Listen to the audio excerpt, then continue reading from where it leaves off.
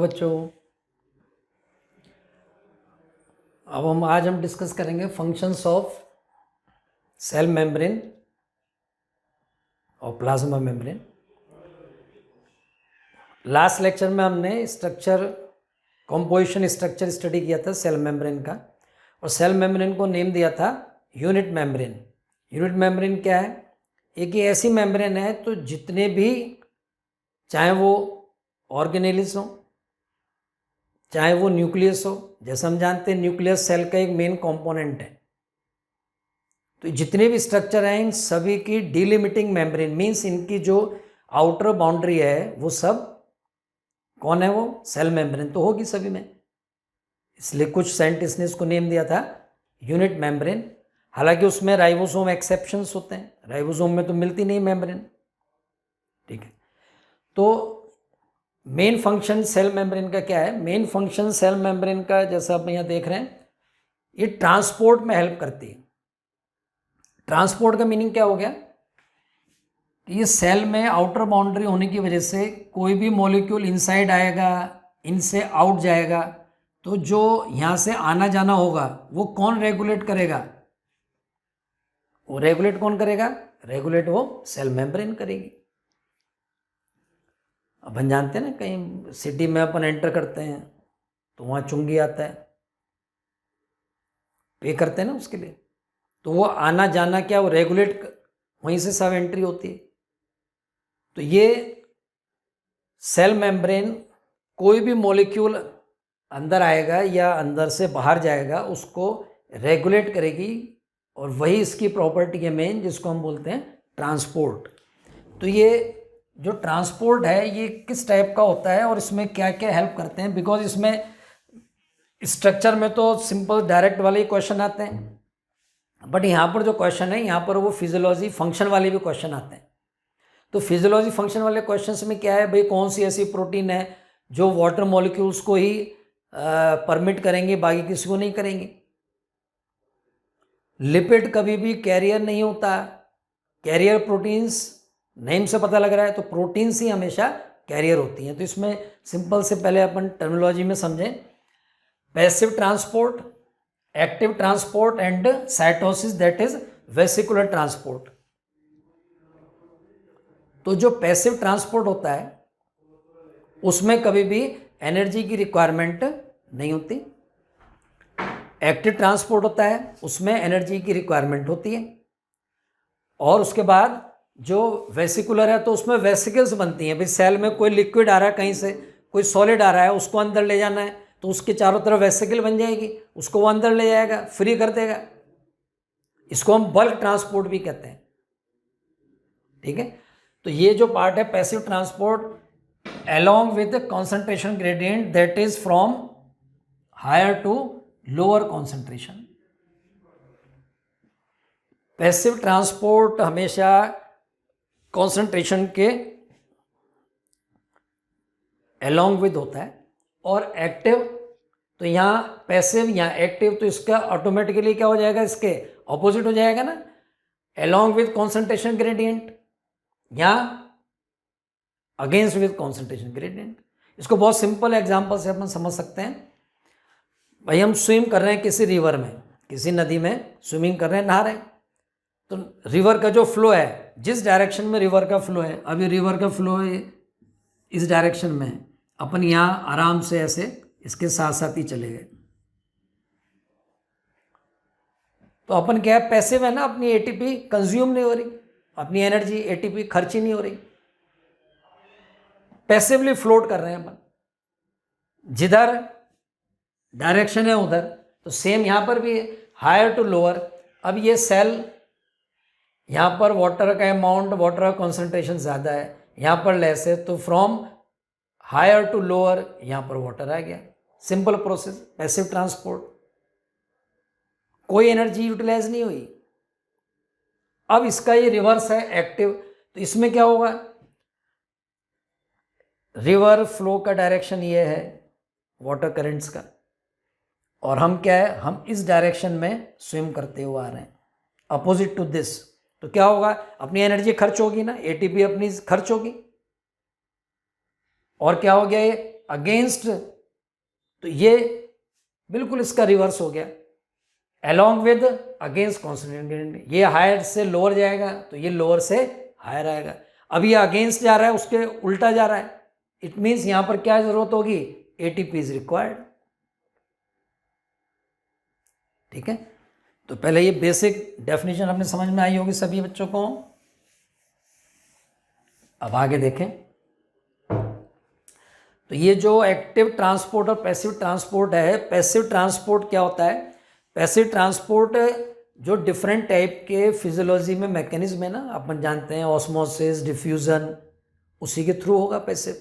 तो ये इसको अपन ने डिवाइड कर दिए बाय डिफ्यूजन, बाय ऑस्मोसिस,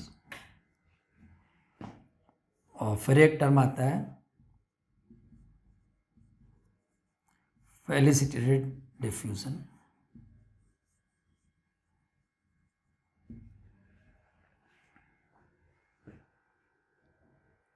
ठीक है, diffusion simple, from higher to lower, like movement of oxygen molecules, movement of CO2 molecules. तो इसका एग्जांपल अपन लिख सकते हैं, क्या लिखेंगे,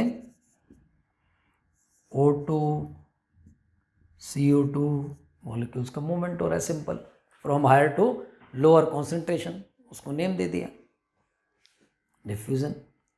ऑस्मोसिस, तो ऑस्मोसिस क्या है,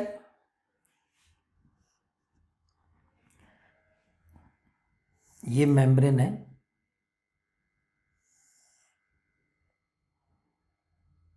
अब ये प्रोटीन मॉलिक्यूल्स हैं, तो यहाँ पर जो वाटर है, ये वाटर कुछ अमाउंट में यहाँ पर थ्रू, और यहाँ आ गया ये इनसाइड।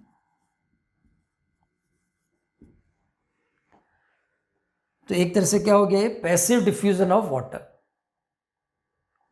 पैसिव में तो अपन स्टडी कर ही रहे हैं, ठीक है, पैसिव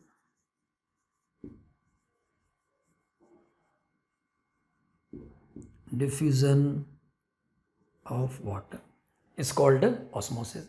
नो डाउट ये किसके थ्रू हो रहा है, मेम्ब्रेन के थ्रू हो रहा है। ठीक है, diffusion simple process, from higher to lower, high से लो की तरफ जा रहा है, लाइक ऑक्सीजन CO2 ये हो गया। Osmosis, the passive diffusion of water is called osmosis, membrane के थ्रू कुछ अमाउंट वाटर का इनसाइड जा ही रहा है। ठीक है, अब जो थर्ड है उसको देखें,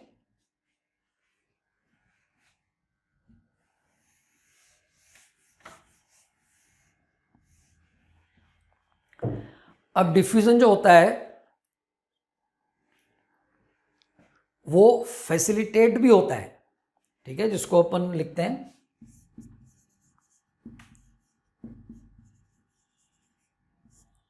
फैसिलिटेटेड डिफ्यूजन। ये डिफ्यूजन क्या है, अपन जानते हैं पोलर नॉन पोलर का अरेंजमेंट। तो पहले अपन ये मेम्ब्रेन में देखें, ये facilitated diffusion mostly proteins molecule जो करते हैं वो किस तरह से करते हैं उसको समझने की कोशिश करें। जैसा पहले बताया था कि जो प्रोटीन मॉलिक्यूल हैं वही कैरियर प्रोटीन होते हैं। तो जो कैरियर प्रोटीन है वो हेल्प करते हैं मॉलिक्यूल्स को मेम्ब्रेन के एक से दूसरे एंड पर ले जाने के लिए। तो जो कैरियर मॉलिक्यूल हैं प्रोटीन मॉलिक्यूल्स, फॉर एग्जांपल ये टनल प्रोटीन है,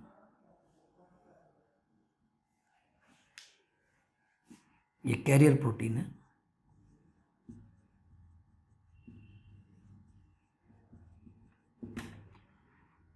वाटर का फ्लो यहाँ से हुआ, अब इसने ही इसको यहाँ से हेल्प किया, मीन्स यहाँ से ये, इसको अपन ऐसे बना दें, ये वाटर मॉलिक्यूल्स यहाँ आया और इस मेम्ब्रेन के दूसरी तरफ वाटर मॉलिक्यूल मूव कर दिया। तो ऐसी प्रोटीन जो वाटर मॉलिक्यूल्स को मूवमेंट में हेल्प करती हैं फ्रॉम आउटसाइड टू इनसाइड,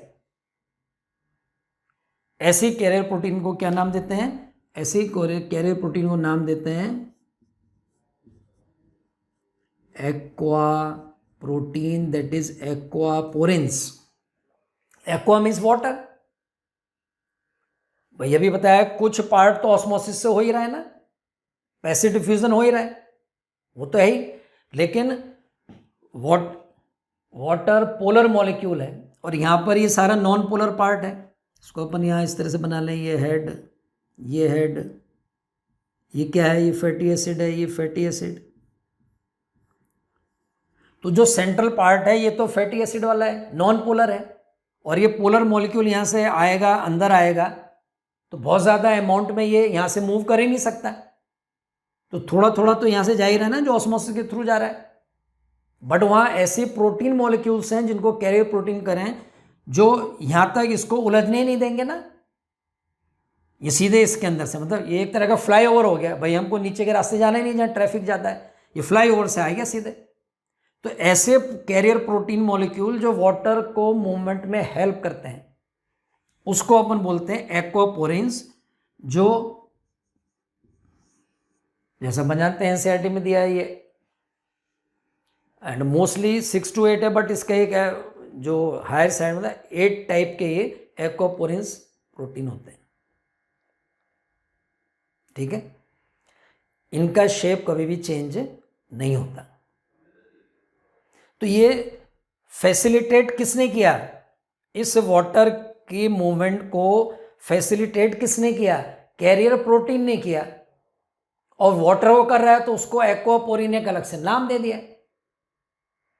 तो ये फैसिलिटेट डिफ्यूजन हो गया। तो फैसिलिटेट डिफ्यूजन में भी, क्योंकि अपन पैसिव में पढ़ रहे हैं सारा, तो एनर्जी किसी में भी खर्च नहीं होती है, एनर्जी किसी में भी खर्च नहीं होती है, एनर्जी तो एक्टिव में खर्च होगी ना। ये तो केवल इसको एक रास्ता दे रहे हैं भाई, सेफ पैसे सेफ पाथवे दे दिया कि भाई आप जल्दी से तेजी से यहाँ चले जाओ। हम देखते हैं सिटीज़ में फ्लाईओवर होते हैं, नीचे बहुत ज़्यादा भीड़ भाड़ है, अब भीड़ भाड़ में गए, रेड लाइट आई, फिर वो और फ्लाईओवर, हमको जाना ही नहीं वहाँ पर, हमें तो सीधे जाना है, तो सीधे फ्लाईओवर से उतर गए।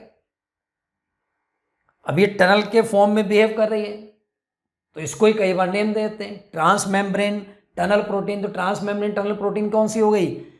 मेम्ब्रेन के ये आर पार है ना, तो ट्रांस मेम्ब्रेन बोल दिया। टनल की तरह बिहेव कर रही है, टनल प्रोटीन बोल दिया, ठीक है। Is it clear? मेरे हिसाब से समझ में आ जाना चाहिए। बहुत सिंपल है। देखो डिफ्यूजन तो हायर से लोअर की तरफ हो ही रहा है, उसमें तो कोई प्रॉब्लम ही नहीं। ऑस्मोसिस तो वो जो पैसिव डिफ्यूजन हो रहा है, पैसिव थोड़ा थोड़ा वाटर के मॉलिक्यूल्स अपना भी मेम्ब्रेन के आर पार जा रहे हैं, मेम्ब्रेन के अंदर चले गए, सेल के अंदर चले गए, मेम्ब्रेन के across, passive diffusion of water. Osmosis facilitated में क्या होता है? फैसिलिटेट कर रहा है, वो उसको प्रमोट कर रहा है एक तरह से, उसको जाने के लिए वहां रास्ता तो है, लेकिन अगर कोई उसको थोड़ा सा भी हेल्प करे तो वो वहां तेजी से निकल जाएगा, ठीक है। तो फैसिलिटेड डिफ्यूजन किसके थ्रू होता है? ये इसमें कैरियर प्रोटीन हेल्प करती हैं। कैरियर प्रोटीन एक तो ये हो गई जिनको बहुत सारी, जैसे मैंने बताया बहुत सारी कैरियर प्रोटीन्स होती हैं, वो अपने सिलेबस के अकॉर्डिंग अपन उनको डिटेल में डिस्कस नहीं कर सकते, अपने काम की है, बस वही यहाँ पर डिस्कस कर रहे हैं अपन। एक टाइप हो गया ये एक्वापोरिन जो वाटर के मूवमेंट में हेल्प कर रहे हैं, जिनको अपन नाम दे दिया कैरियर प्रोटीन, जो कभी भी क्या करते हैं एक्वापोरिन, इनका शेप चेंज नहीं होता। अब एक ऐसे भी प्रोटीन होते हैं जिनका शेप चेंज होता है। फॉर एग्जाम्पल ये सेल के बाहर यहाँ शुगर मॉलिक्यूल है, अब शुगर मॉलिक्यूल को यहाँ अंदर आना है, तो वो कैरियर प्रोटीन जो उसको फैसिलिटेट करेगी, ठीक है। ये इसको यहाँ से बना देते हैं, ये कैरियर मॉलिक्यूल, ये शुगर का मॉलिक्यूल यहाँ आ गया। अब इसने क्या किया साहब? तो बच्चों देखें,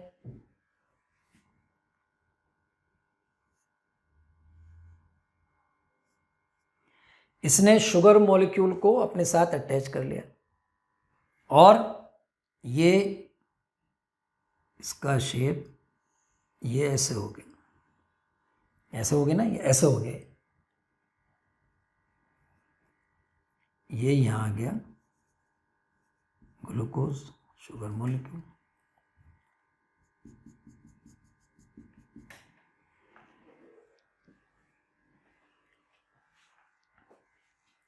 तो बताएं, तो एक तो वो प्रोटीन है जो कभी भी अपना शेप चेंज नहीं करती, दूसरी प्रोटीन कौन सी हैं जो अपना शेप चेंज कर लेते हैं। ठीक है,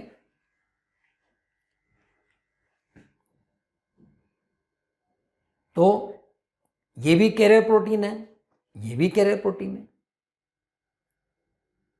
तो कोई भी कैरियर प्रोटीन जब हेल्प करेगी किसी भी सब्सटेंस को इस मेम्ब्रेन के आउटर पार्ट से इनर पार्ट में थोड़ा सा उसको और फास्ट कर देगी, उस प्रोसेस को हम बोलेंगे फैसिलिटेटेड डिफ्यूजन। अब ये भी खास बात क्या है, ये भी अक्रॉस द मेम्ब्रेन तो हो रहा है, लेकिन कहाँ हो रहा है, from higher to lower side ही हो रहा है।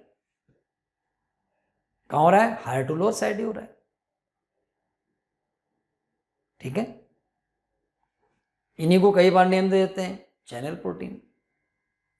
तो दो तरह से हो गया। अब ये कैरियर प्रोटीन एक तो वो हैं जिनका शेप चेंज नहीं होता, शेप नेवर चेंज, और ये जो कैरियर प्रोटीन है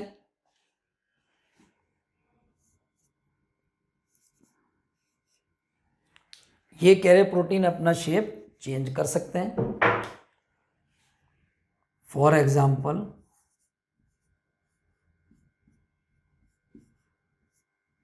GLUT4,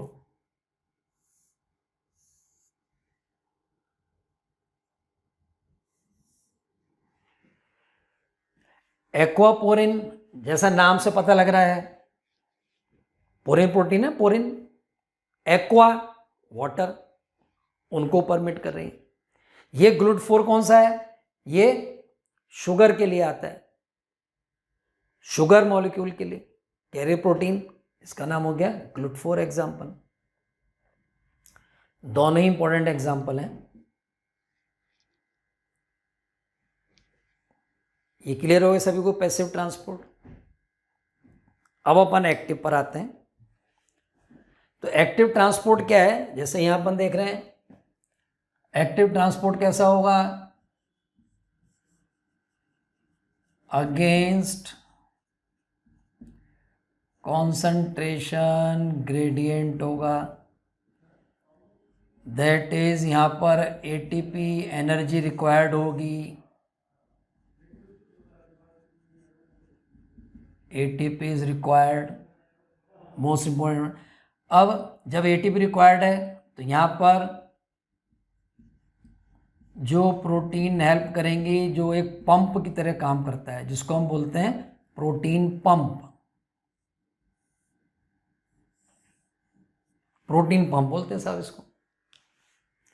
पंप क्यों, पंप क्या करता है, जैसे वाटर पंप है तो पानी को फेंक रहा है ना वो तेजी से, ऐसे ये भी अगेंस्ट कॉन्सेंट्रेशन ग्रेडियंट, ये सबसे इंपॉर्टेंट है, एटीपी रिक्वायर्ड है इसलिए इसको बोल दिया एक्टिव। अब प्रोटॉन पंप का मोस्ट कॉमन और मोस्ट यूनिवर्सल एग्जांपल है, इसको हम बोलते हैं सोडियम पोटेशियम पंप।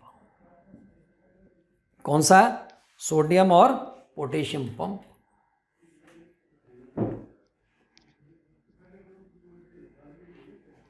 देखिए साहब इसका एग्जांपल, ये मेम्ब्रेन है,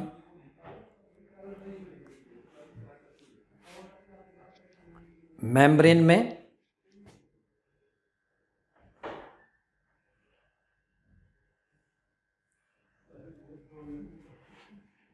तो सोडियम कहाँ से जा रहा है, ये सोडियम और potassium against concentration gradient means from lower to higher, ये है। यहां पर क्या था, हायर टू लोअर कॉन्सेंट्रेशन, ये लोअर टू हायर हो गई। तो सोडियम का अमाउंट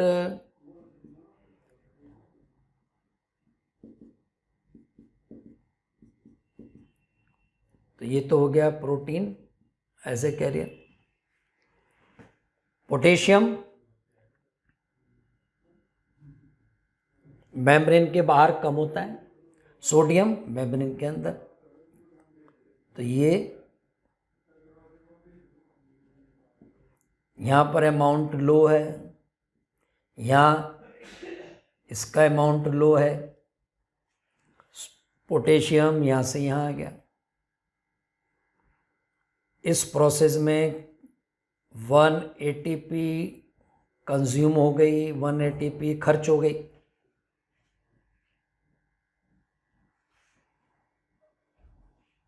तो ये जो सोडियम पोटेशियम पंप में अपन देख रहे हैं, सोडियम का अमाउंट बाहर ज़्यादा होता है, अभी अंदर से बाहर की तरफ जा रहा है। पोटेशियम का अमाउंट बाहर कम होता है, अंदर ज़्यादा। तो ये low to high, low to high, इसी को बोल देते हैं सोडियम पोटेशियम पंप। ये इसके कैरियर फॉर्म में प्रोटीन हो गई। जो नाम देने अपन क्या बोल रहे हैं इसको, क्या है ये, this is protein pump. Protein pump की तरह बिहेव कर रहा है, पास आउट हो गया इधर से, इसी को बोल दिया सोडियम। कितने, 1 एटीपी खर्च हुए साहब, ठीक है। तो passive along with concentration gradient जिसमें एटीपी की रिक्वायरमेंट नहीं है, एक्टिव अगेंस्ट कॉन्सेंट्रेशन ग्रेडियंट जिसमें एटीपी रिक्वायर्ड है, ठीक है। एक नाम लिखा ना प्रोटीन पंप, एक आता है प्रोटोन पंप, वो नहीं है, वो अलग है। वो हम केमी ऑस्मोसिस प्रोसेस पढ़ते हैं ना, माइटोकॉन्ड्रियल क्लोरोप्लास्ट, उसमें आता है proton pump, proton hydrogen ion. यह है प्रोटीन पंप, बिकॉज यहाँ पर प्रोटीन ही पंप की तरह बिहेव कर रहा है, इसलिए नेम दिया है protein pump. Is it clear. अब आए हम साइटोसिस पे, वेसिकुलर ट्रांसपोर्ट। तो वेसिकुलर ट्रांसपोर्ट क्या होता है भाई, मेम्ब्रेन में, ये सेल में मेम्ब्रेन है। अब मेम्ब्रेन के अकॉर्डिंग क्या हुआ कि ये सेल में कोई भी लिक्विड ड्रॉपलेट आनी है तो यहाँ पर आएगी, तो सीधे ऐसे कैसे तो जाएगी नहीं। जब यहाँ आएगी तो यहाँ पर क्या आएगी, वेसिकल बन जाएगी, ये चारों तरफ से इसको वेसिकल कवर कर लेगी, इनसाइड ये फिर इनसाइड। तो ये बल्क में होता है, इसलिए इसको बोलते हैं बल्क ट्रांसपोर्ट, वेसिकुलर ट्रांसपोर्ट। तो ये क्या है, vesicular transport bye vesicles.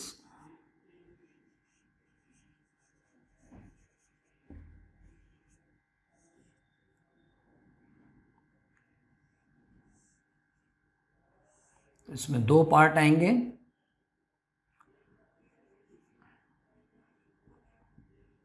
Endocytosis, exocytosis, ठीक है, सॉरी, एंडो। तो एंडोसाइटोसिस मीन्स क्या हो गया, inside the cell, exo outside the cell. तो एंडोसाइटोसिस एक प्रोसेस बोलते हैं cell drinking, cell eating. Cell drinking means liquid material आ रहा है, टेक्निकली बोल दिया पिनोसाइटोसिस,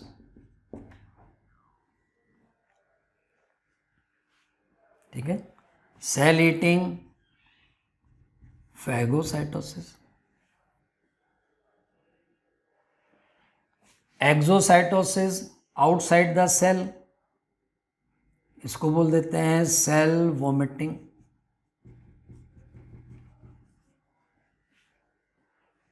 सेल से बाहर आ गया ना, ये सेल है, सेल से बाहर आ रहा है, एक्सो, अंदर आ रहा है एंडो, ये टर्मिनोलॉजी है। अक्रॉस द मेम्ब्रेन सेल में आ रहा है, कंपाउंड सेल में कोई भी सब्सटेंस आ रहा है, लिक्विड हो सॉलिड हो, एंडो सेल के बाहर आ रहा है, एक्सो, ठीक है। Pinocytosis, phago cell vomiting, cell vomiting में इसको और बोल देते हैं, क्या है इसका टेक्निकल टर्म, रिवर्स पिनोसाइटोसिस।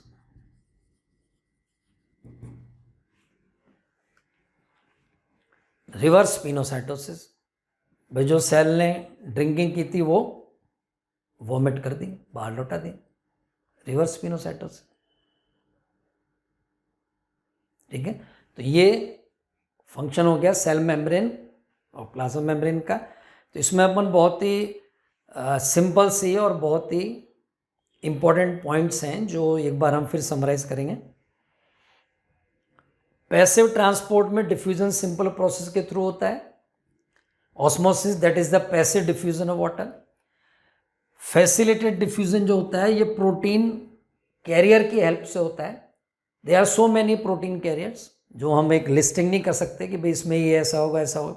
अभी जो facilitated diffusion protein carrier protein है उसमें एक ऐसे भी हैं जो अपना शेप चेंज करते हैं और एक वो जिनका शेप चेंज नहीं हो सकता। तो ये जिनका शेप चेंज नहीं हो सकता कैरियर प्रोटीन, जो एक टाइप की चैनल प्रोटीन भी है, इनको चैनल प्रोटीन भी कहते हैं, also known as channel protein.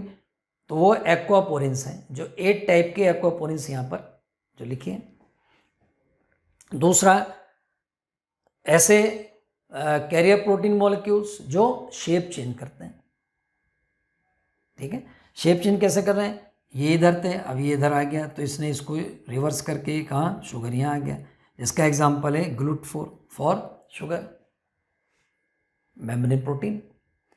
वैसे एक्टिव में क्या हुआ, एटीपी चाहिए, और ये एटीपी क्यों चाहिए, क्योंकि अगेंस्ट काम कर रहा है ना भाई, हम स्विम कर रहे हैं, जो रिवर में स्विमिंग कर रहे हैं अपन वो रिवर फ्लो के अगेंस्ट कर रहे हैं, तो उसमें एटीपी चाहिए अपने को।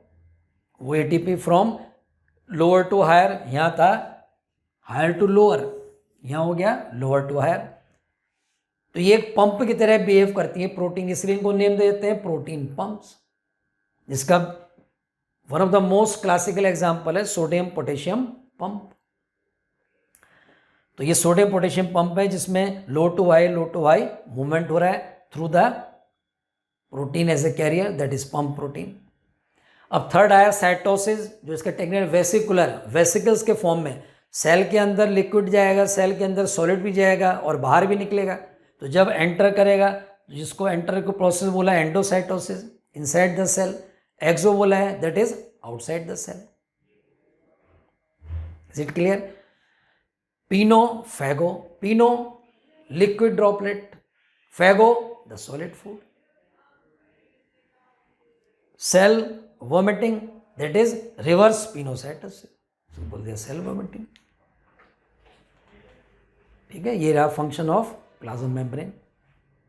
Okay, thank you all of you.